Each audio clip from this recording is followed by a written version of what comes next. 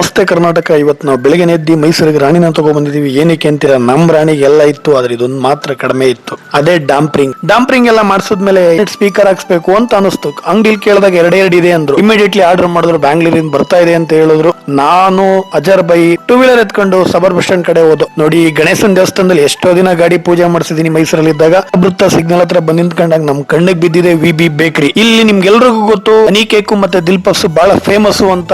ಅಲ್ಲಿಂದ ಹಾಗೆ ನೋಡ್ಕೊಂಡು ನಮ್ಮ ಅರಮನೆ ನೋಡ್ರಿ, ಎಷ್ಟ್ ಸಲ ನೋಡಿದ್ರು ಬೇಜಾರಾಗಲ್ಲ, ನೋಡ್ಬೇಕು ಅನ್ಸ್ತಾ ಇರ್ತದೆ ಪದೇ ಪದೇ. ಅಲ್ಲಿಂದ ಸಬರ್ ಬಸ್ ಸ್ಟ್ಯಾಂಡ್ ಹತ್ರ ಹೋದ. ಬಸ್ ಬರೋದ್ರಿಂದ ಬಹಳ ಟೈಮ್ ಆಯ್ತದೆ ಅಂದ್ರು. ನಮ್ ಸೌಕರ್ಯರು ಫೋನ್ ಮಾಡಿದ್ರು, ತಕ್ಕ ರೋಡಲ್ಲಿ ಗೋಲ್ಡ್ ಇದೆ, ಕಲೆಕ್ಟ್ ಮಾಡ್ಕೋಬಿ ಅಂತ. ನಾನು ಗೋಲ್ಡ್ ಕಲೆಕ್ಟ್ ಮಾಡ್ಕೊಂಡು ಸ್ವಲ್ಪ ಹೊತ್ತು ವೆಯ್ಟ್ ಮಾಡಿದೆ. ಅಷ್ಟಕ್ಕೆ ಅಜಾರ್ ಬೈ ಬಂದ್ರು. ನಮ್ದು ಐಟಮ್ ಬಂದಿತ್ತು. ಐಟಮ್ ನ ತಗೊಂಡು ನಾವು ಶಾಪ್ ಕಡೆ ಬಂದು ನಮ್ನೆ ವೆಯ್ಟ್ ಮಾಡ್ತಾ ಇದ್ರು.